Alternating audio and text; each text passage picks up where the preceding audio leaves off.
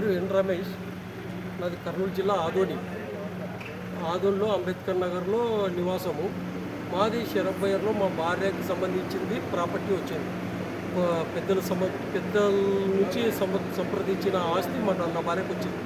నా భార్యది 1941 సైజు.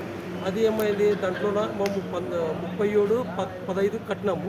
మిగతా స్థలము 6x19 మా కాంప్లెక్స్ వరకు వదులుకుంటే అది వాళ్ళు మా మిగతా ఆచార్యులు సాహెబులు దాన్ని ఆక్యుపై చేసినారు. ఆక్యుపై చేస్తే మాకు సివిల్ డిస్ప్యూట్ ఉంటే ఏమైంది, 2 సంవత్సరాల నుంచి వాళ్ళ మీద మేము ప్రైవేట్ కేసు వేసినాము. ఆ SC case private case FIR చేయమని కోర్టు వాళ్ళకి పంపించింది 1 టౌన్కి.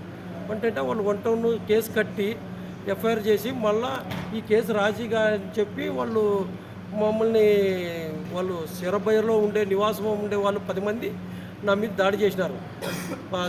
2 టౌన్ పరిధిలో వాళ్ళు 10 మంది, అదర్ పర్సన్ ఒక 20 మంది, మొత్తం 30 మంది నన్ను దాడి చేసినారు.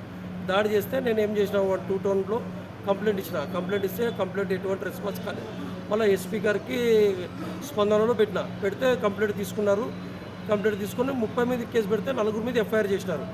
ఆ కేసు మా మొదలు గోడ వాళ్ళు ఇంత ముందర ప్రైవేట్ కేసు పెట్టింది 2 రాజీగామని వాళ్ళు మాకు ఒత్తిడి చేసినారు. 30 లక్షలు ఇస్తాము తీసుకొని రాజీగంటాన్ని తీసుకుంటే మేము తీసుకోలేదు. సరే మాకు వద్దు, మా ల్యాండ్ మాకు కావాలా అని చెప్పి మేము అట్లా ఉన్నాం.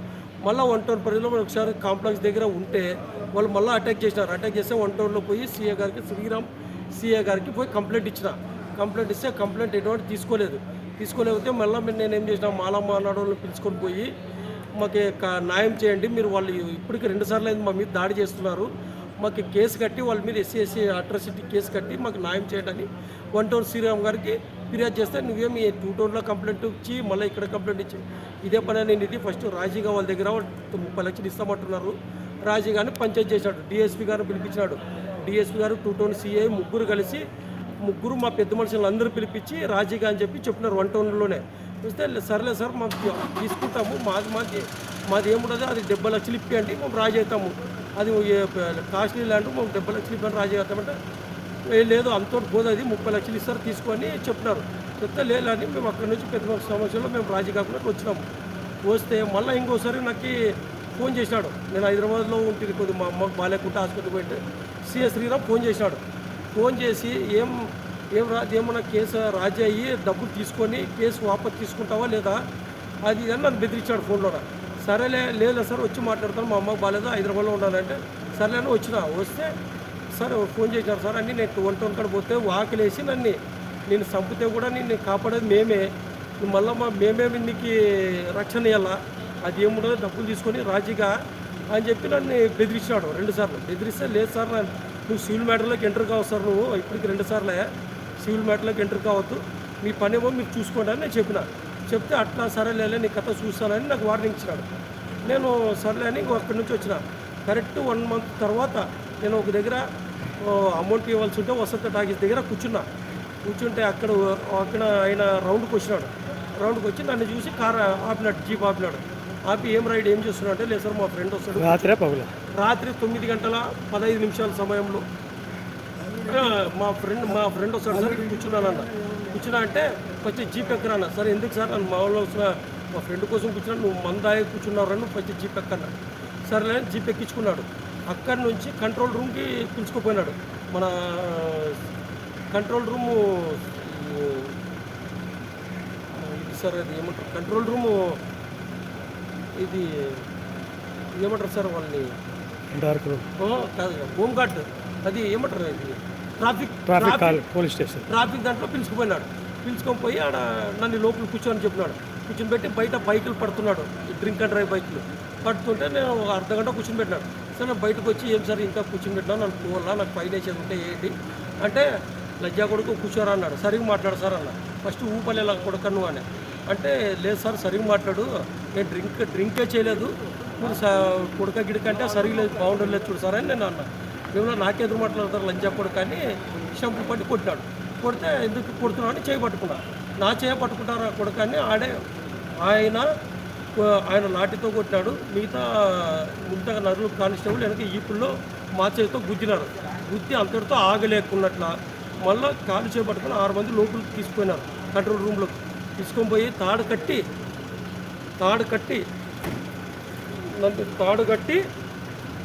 కింద కాలుకి తాడు కట్టి పైకి తీసి ఇద్దరు కాలు కట్టి పట్టుకుని పైకి ఎత్తి నలుగురు లాఠీలతో కొట్టారు. ఇద్దరు ఎత్తి పట్టుకున్నారు, నలుగురు లాఠీలతో. సిఐ, ఇద్దరు కానిస్టేబుల్ లాఠీలతో గుళ్ళో పొలిచినాడు.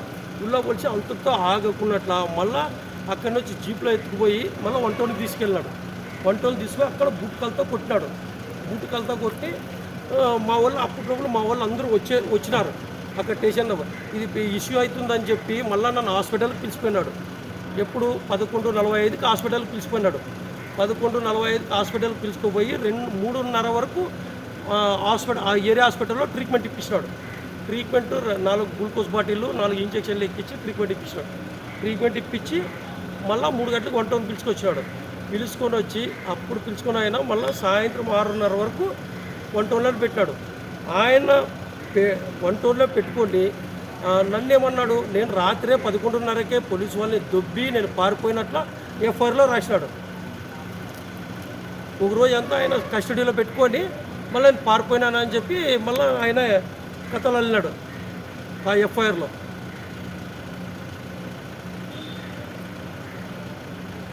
ఎప్పుడు జరిగింది అది? మిమ్మల్ని ఎప్పుడు కొట్టారు సార్? అది జూలై 30 తారీఖు సార్, 2025 జూలై 35, 25 సంవత్సరం. ఇప్పుడు ఎవరికి ఫిర్యాదు చేశారు మీరు? సార్ ఎస్సీ ఎస్టీ సార్కి కంప్లైంట్ ఇచ్చినాను, ఆల్రెడీ పంపించినాను. వాళ్ళు సారు మన దాస్ సారు వచ్చినాడు, ఎంక్వైరీకి వచ్చినాడు. ఆదోనికి ఎంక్వైరీకి వచ్చి ఎంక్వైరీ చేసుకొని పోయినాడు. ఎంక్వైరీ చేసుకొని పోయి అంతా రిపోర్ట్ రాసినాడు. వాళ్ళకి సబ్ కలెక్టర్కి, కలెక్టర్ మన ఎంఆర్ఓ గారికి దీన్ని ఏముండదో ఎంక్వైరీ చేసి మాకు రిపోర్ట్ ఇవ్వండి అని చెప్పి పంపించినాడు. ఇప్పుడు చైర్మన్ గారు ఏమన్నారు? చైర్మన్ గారు నేను దీని మీద యాక్షన్ తీసుకొని కేసు కడతాను, కేసు కట్టిస్తానని కూడా చెప్పినాడు.